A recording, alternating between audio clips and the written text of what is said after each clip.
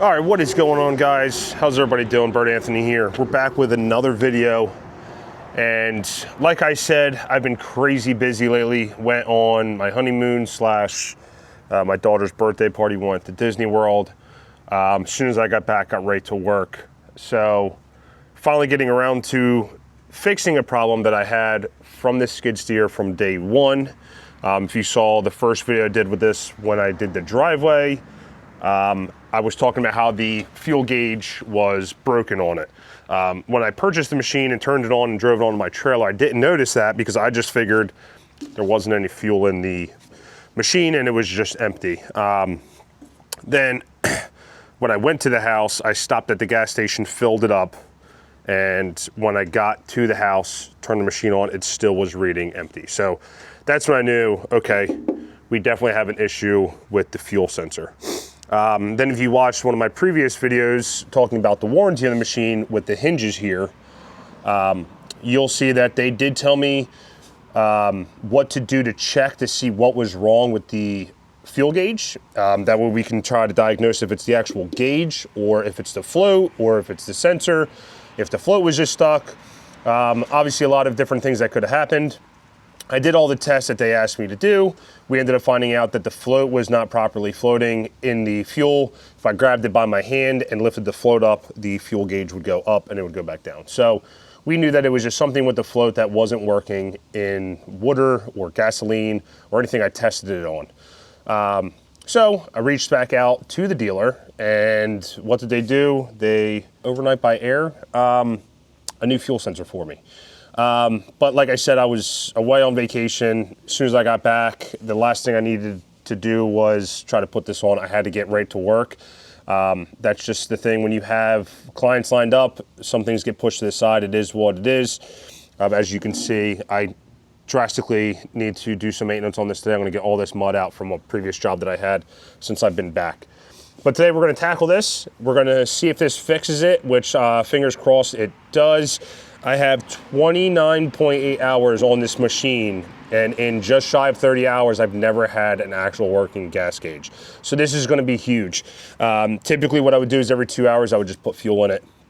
So fingers crossed that this is the fix here, and luckily it is a super, super easy fix.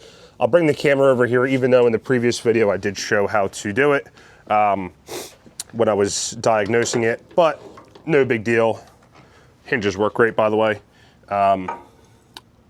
We'll just show you guys again. So lift up the hood, obviously, put your latch up here, move the cooler out of the way, and then we have 5 Phillips heads and 1 cable. So we're going to jump into this, see if we can get this fuel gauge working today.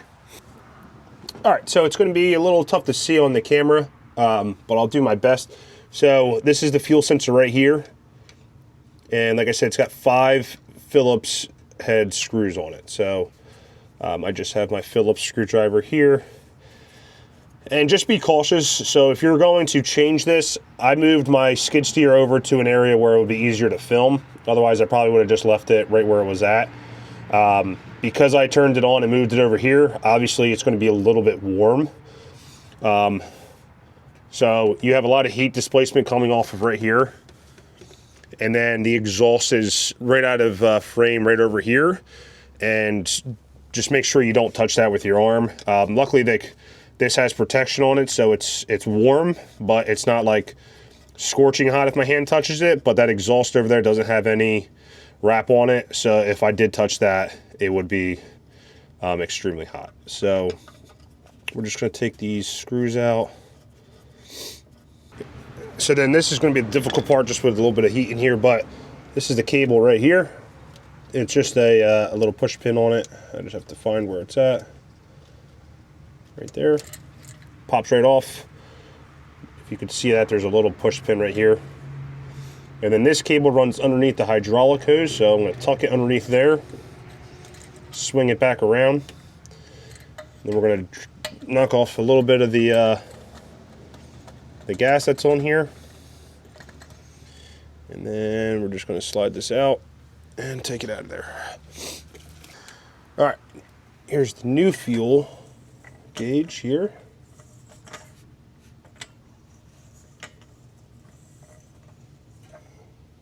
Get that. And we're going to make sure we line up our screws here. Let's take this, we're going to route this back underneath. Plug this in.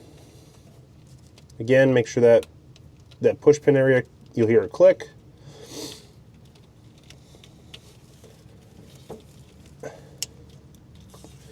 Not sure if you could hear that, but it did just click, which is great. We're going to line up our screw holes again. And 5.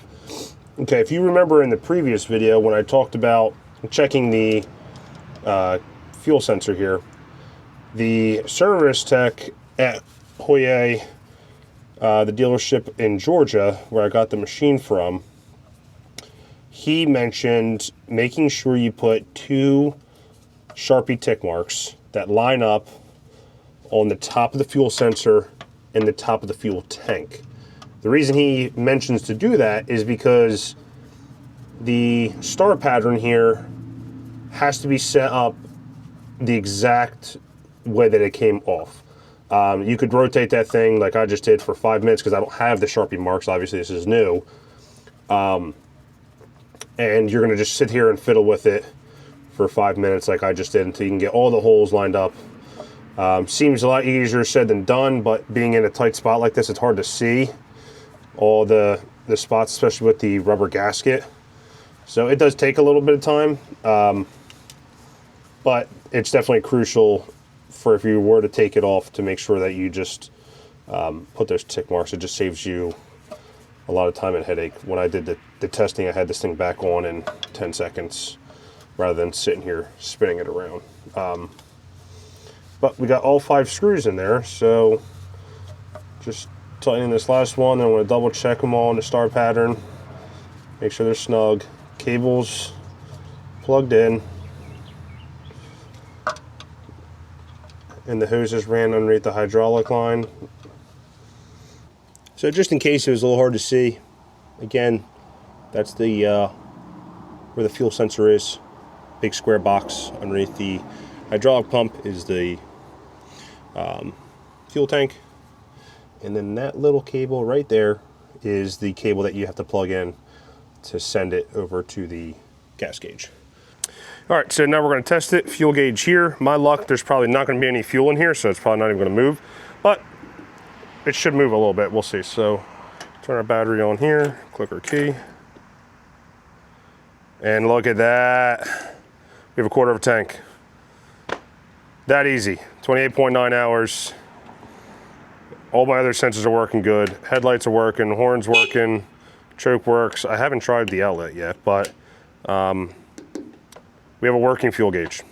All right, guys, so that wraps up this video. Super quick and to the point, nothing crazy. I'm not gonna drag it out. Showed you how to replace the fuel sensor just in case you buy a Huayee machine and you have that same issue. Showed that it works. Super easy process to fix. Even the hinges were super easy, and the dealership is always at your disposal, which is great. I can't recommend them enough. Again, whatever machine you decide to go with, if it's not Huayee, just make sure it has a dealer support. I know a lot of people are going with these auction machines, and situations like this, I mean, I'm sure I could find a fuel sensor somewhere for an auction machine, but I have no idea. Maybe eBay, I don't know. I have no idea where to even go to look for something that was made for a Chinese machine that I bought at an auction. Not saying it's impossible, but I can guarantee you it's a lot harder than just calling the dealership.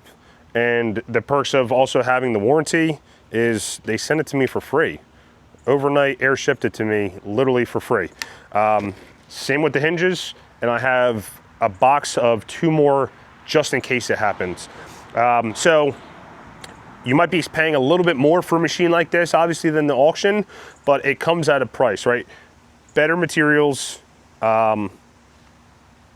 dealer support, warranty support, and I mean, this thing has been a tank so far. I mean, I've talked to people that have gotten auction machines and they're running into issues. So it really just depends on what your ultimate goal is. I know budget's always a huge thing as well. Like I said, these are a little bit more expensive. They're not on the extremely cheap side like the auction machine, but you get what you pay for. It's just like anything else. So I highly recommend it. But I just recommend getting something professionally built that will be able to withstand the future commercial style work and things like that. So if you guys enjoyed this video, please give it a thumbs up, hit that subscribe button, leave a comment down below. Let me know what you guys think about this machine, what you think about other machines in the industry that are similar to this. I've seen a lot of the AGT style models. We do sell them at a local auction house here. He gets them from the auction and he just sells them here. Again, I've seen them in person, wasn't very impressed, but let me know what machines you guys are running. You guys running the skid steer. I'm looking for an excavator as well. But we'll see you guys in the next video. Peace.